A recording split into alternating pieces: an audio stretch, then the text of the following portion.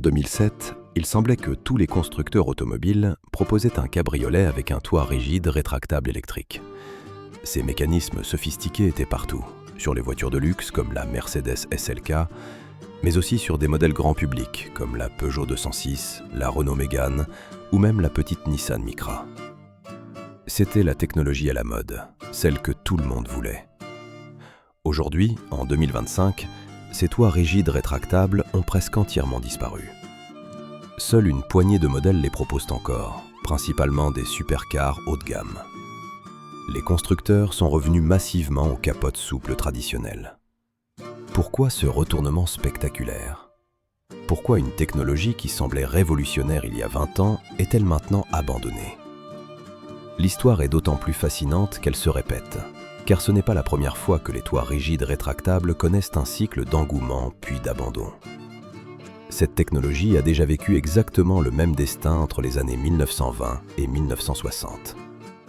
Explorons cette histoire cyclique pour comprendre pourquoi certaines innovations automobiles, aussi séduisantes soient-elles, finissent par disparaître.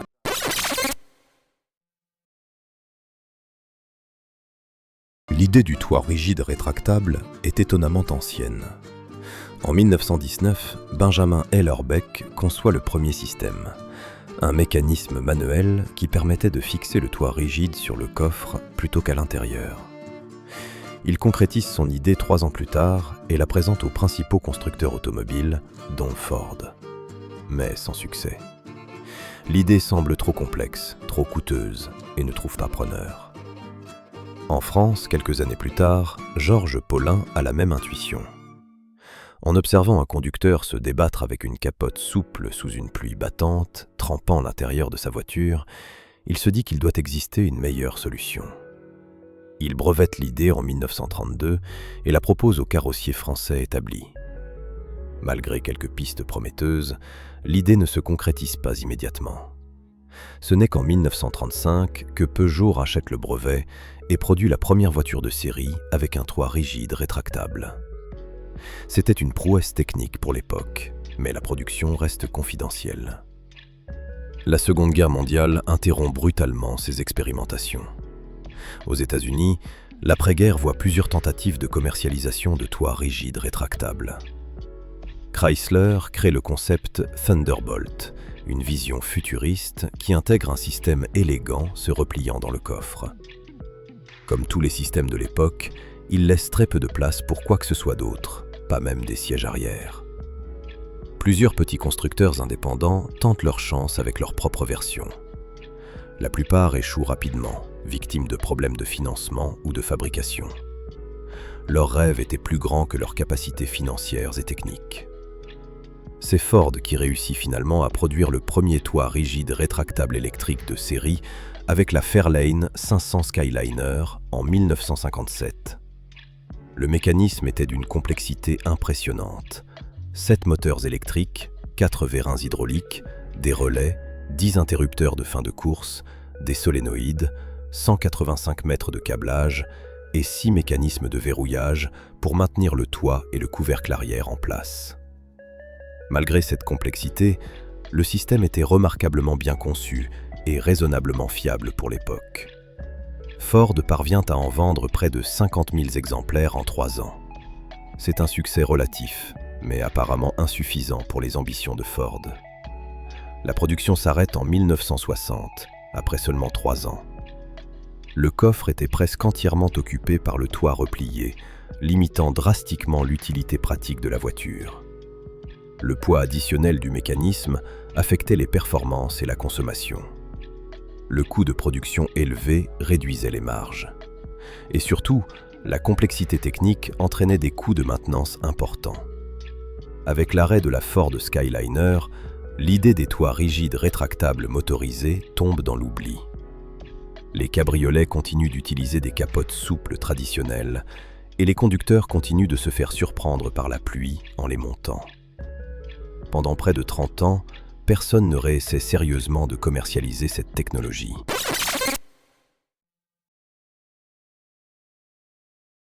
Pourquoi ce long silence de 3 décennies? Plusieurs facteurs expliquent l'abandon de cette technologie après les tentatives des années 1950. D'abord, la complexité mécanique était disproportionnée par rapport aux bénéfices obtenus. Les 185 mètres de câblage et les 7 moteurs de la Ford Skyliner représentaient autant de points de défaillance potentiels. Dans une époque où l'électronique automobile était encore primitive, cette complexité était un cauchemar pour la fiabilité et la maintenance. Ensuite, le poids. Les mécanismes ajoutaient plusieurs centaines de kilogrammes à des voitures qui n'étaient déjà pas légères. Ce poids supplémentaire affectait négativement les performances, la consommation de carburant et surtout la tenue de route. Pour des voitures censées offrir une expérience de conduite sportive et agréable, c'était contradictoire. L'espace de coffre sacrifié était un autre problème majeur. Les cabriolets sont souvent des voitures de week-end ou de voyage, et ne pouvoir emporter qu'un sac de voyage limitait sérieusement leur utilité. Les acheteurs potentiels devaient choisir entre le confort d'un toit rigide et la praticité d'un coffre utilisable. Le coût de production élevé rendait ces voitures significativement plus chères que leurs équivalentes à capote souple, sans offrir d'avantages proportionnels à ce surcoût. Dans un marché où la valeur perçue est cruciale, c'était difficile à justifier. Enfin, les capotes souples s'étaient considérablement améliorées. Les matériaux devenaient plus résistants, les mécanismes plus fiables et l'installation plus rapide. Pour la plupart des acheteurs, une bonne capote souple faisait parfaitement le travail. L'industrie automobile avait tiré une leçon importante. Parfois, la solution la plus simple est la meilleure. Les toits rigides rétractables semblaient être une de ces idées séduisantes sur le papier, mais impraticables dans la réalité. Et pendant 30 ans, cette leçon semblait définitive.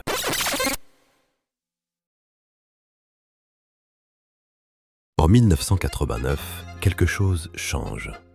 Toyota, toujours friand d'innovation technologique, ajoute un toit rigide rétractable électrique à la Toyota Saurer Aérocabine.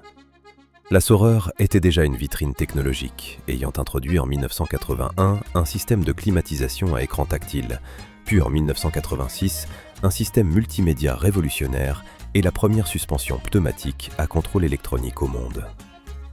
Le toit de la Saurer était différent des tentatives précédentes. Bien qu'il se rétracte électriquement, les éléments structurels de la voiture restaient en place, le rendant plus proche d'un toit Targa électrique qui retirait aussi la lunette arrière.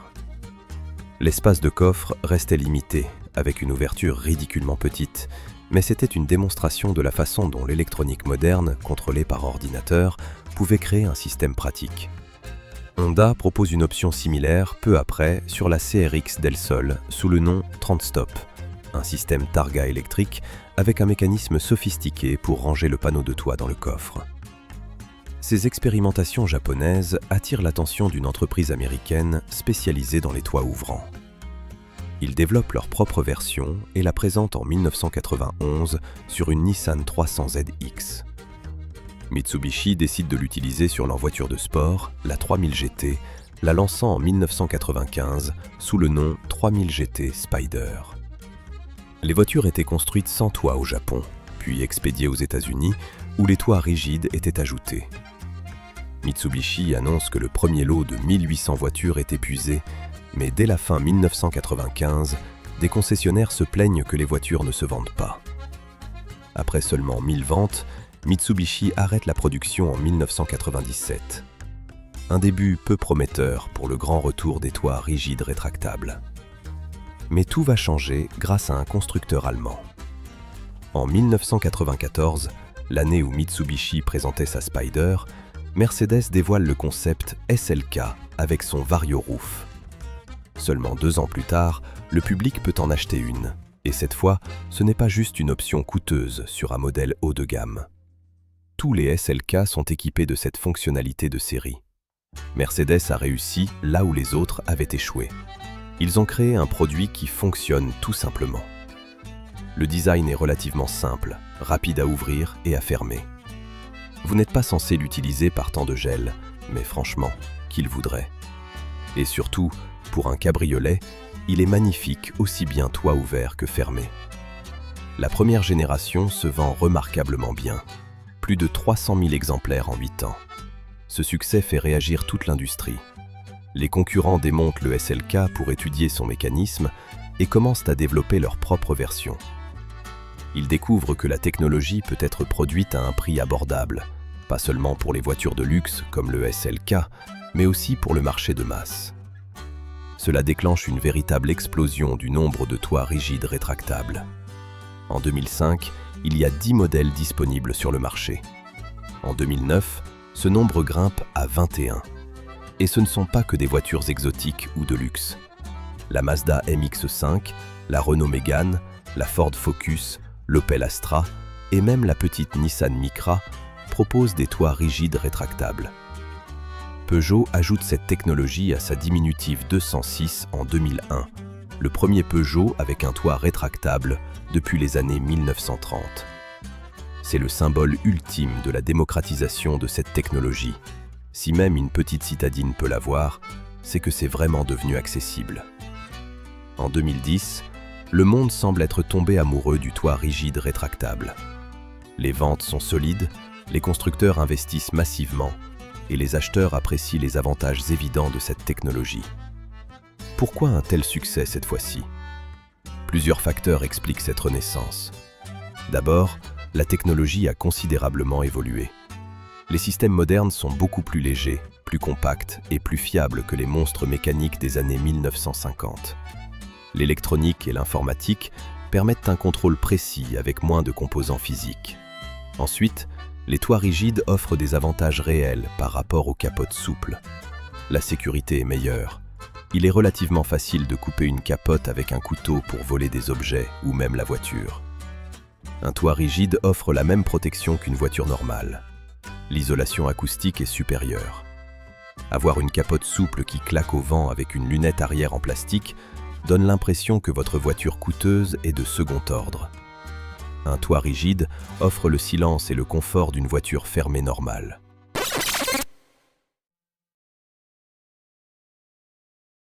En seulement 11 ans, entre 2010 et 2021, le nombre de modèles proposant des toits rigides rétractables chute de 21 à seulement 8. En 2025, ils sont encore plus rares, limités essentiellement à quelques supercars d'exception et à la Mazda MX-5 RF, qui est techniquement plus un toit Targa qu'un vrai toit rétractable complet. Que s'est-il passé? Comment une technologie qui semblait triomphante en 2010 a-t-elle pu décliner aussi rapidement? La réponse réside dans le fait que les capotes souples ont progressivement éliminé tous les avantages des toits rigides, tout en conservant leurs propres atouts. Commençons par la sécurité. Avec les immobilisateurs électroniques modernes et les traceurs GPS, voler une voiture est devenu beaucoup plus difficile, que le toit soit rigide ou souple. Les objets de valeur peuvent être rangés dans la boîte à gants ou le coffre. Le risque de vol qui justifiait un toit rigide a considérablement diminué. L'isolation acoustique s'est spectaculairement améliorée. Les capotes souples modernes ne sont plus de simples feuilles de tissu. Elles utilisent des matériaux multicouches sophistiqués avec isolation acoustique intégrée. Combinée avec l'insonorisation générale des voitures modernes, particulièrement dans le compartiment moteur, le niveau de bruit est devenu comparable entre les deux systèmes.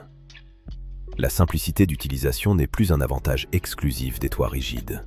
Il n'y a aucune raison technique pour laquelle une capote souple ne peut pas utiliser la même technologie électrique et s'ouvrir ou se fermer en quelques secondes avec un simple bouton. C'est exactement ce que font les capotes modernes. Le facteur coolness s'est également érodé. Ce qui était impressionnant et nouveau en 2000 est devenu banal 20 ans plus tard. La nouveauté s'est dissipée et moins de gens sont prêts à payer un supplément significatif pour cette fonctionnalité. Pendant ce temps, les inconvénients fondamentaux des toits rigides rétractables sont restés exactement les mêmes dans les années 1950. L'espace de coffre reste le problème le plus visible. Un toit rigide replié occupe énormément de place, laissant généralement une ouverture étroite en forme de boîte aux lettres où vous pouvez à peine glisser un sac de voyage.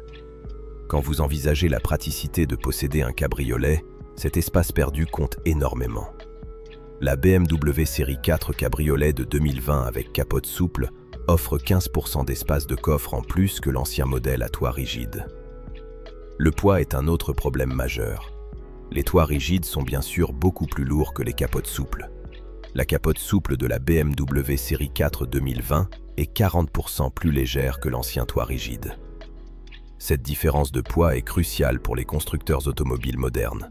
Le poids signifie moins de vitesse et d'accélération. Le poids signifie une consommation de carburant plus élevée, ce qui affecte directement les normes d'émission de plus en plus strictes. Et le poids, particulièrement concentré en hauteur comme c'est le cas avec un toit, rend la voiture moins agile dans les virages, dégradant précisément l'expérience de conduite sportive que recherchent les acheteurs de cabriolets. Mazda a tenté d'adresser ce problème avec le toit de la MX-5 RF partiellement fabriqué en plastique plutôt qu'entièrement en métal. Mais même avec ces efforts, le poids reste significativement supérieur à une capote souple. Et puis, il y a le coût. Les constructeurs n'ajoutent une fonctionnalité que si les clients sont prêts à payer plus pour elle que ce qu'elle coûte à produire. Pourquoi fabriquer un toit rigide, complexe et coûteux quand le client paiera le même prix pour une capote souple moins chère à produire et qui offre maintenant les mêmes avantages? Mais peut-être que la raison la plus importante du déclin des toits rigides rétractables, et même des capotes souples en général, est la montée irrésistible des SUV et crossovers. Avec moins de berlines et de voitures traditionnelles produites, il devient plus difficile de justifier le coût de développement pour transformer ces voitures en cabriolets.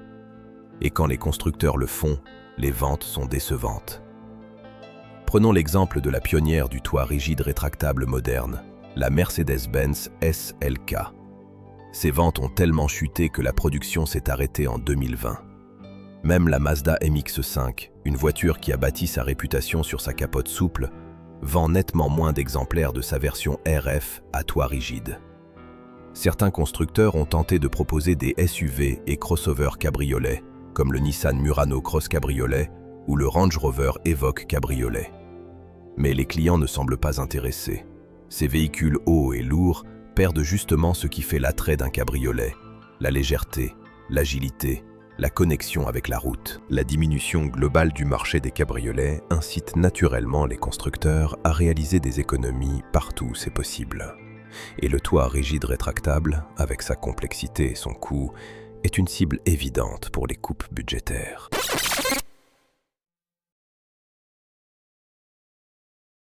Nous voilà revenus au point de départ. Les toits rigides rétractables ne sont plus disponibles que sur quelques supercars d'exception. Les capotes souples rétractables électriques dominent à nouveau le marché des cabriolets, lui-même en déclin face aux SUV. L'histoire s'est répétée avec une précision remarquable. Dans les années 1920 à 1960, les toits rigides rétractables ont connu un cycle d'innovation, d'adoption limitée, puis d'abandon. Les mêmes problèmes, poids, complexité, coût, espace de coffre, ont conduit au même résultat. Dans les années 1989 à 2025, exactement le même cycle s'est reproduit. Une innovation technologique prometteuse, un engouement initial, une adoption massive, puis un déclin rapide pour exactement les mêmes raisons fondamentales. Cette répétition nous enseigne une leçon importante sur l'innovation automobile et sur l'innovation en général. Une technologie ne s'impose durablement que si elle résout de véritables problèmes sans en créer de nouveaux plus importants. Les toits rigides rétractables offraient des avantages réels, sécurité, silence, facilité d'utilisation. Mais ils créaient des problèmes plus importants, poids excessif, espace perdu, coût élevé, complexité mécanique. Tant que les capotes souples restaient imparfaites, ces compromis semblaient acceptables. Mais dès que les capotes souples ont évolué pour offrir les mêmes avantages sans les inconvénients majeurs, l'équation a changé. La solution simple et légère a de nouveau triomphé sur la solution complexe et lourde. Dans l'industrie automobile moderne, où chaque kilogramme compte pour les émissions, où chaque euro de coût de production affecte les marges et où la praticité est cruciale pour les ventes, les toits rigides rétractables ne peuvent tout simplement pas se justifier pour le marché de masse. Ils survivent sur les supercars haut de gamme, où le coût est moins critique, où les cycles de développement sont plus longs et où le facteur « wow » reste important pour une clientèle qui achète autant un accessoire de mode qu'un moyen de transport. Parfois, la simplicité gagne. Les capotes souples existent depuis plus d'un siècle parce qu'elles offrent un excellent compromis entre fonctionnalité, poids, coût et praticité. Les tentatives de les remplacer par des systèmes plus complexes ont échoué 2 fois pour les mêmes raisons fondamentales. L'avenir verra-t-il un 3e cycle? De nouvelles technologies pourraient-elles résoudre les problèmes de poids et d'espace? Des matériaux composites ultra légers, des mécanismes encore plus compacts? C'est possible, mais peu probable. Le marché des cabriolets lui-même se réduit face aux SUV et aux préoccupations environnementales. Pour ceux qui rêvent encore d'un toit rigide rétractable, le marché de l'occasion reste la meilleure option. Les modèles des années 2000 à 2015 sont maintenant abordables et offrent cette expérience unique. Mais pour les nouveaux acheteurs, l'ère des toits rigides rétractables grand public est probablement définitivement révolue. L'histoire automobile est remplie de ces technologies qui semblaient prometteuses, mais n'ont pas survécu. Les toits rigides rétractables rejoignent la longue liste des innovations qui n'ont pas réussi à supplanter des solutions plus simples et éprouvées. Une leçon d'humilité technologique que l'industrie semble devoir réapprendre périodiquement.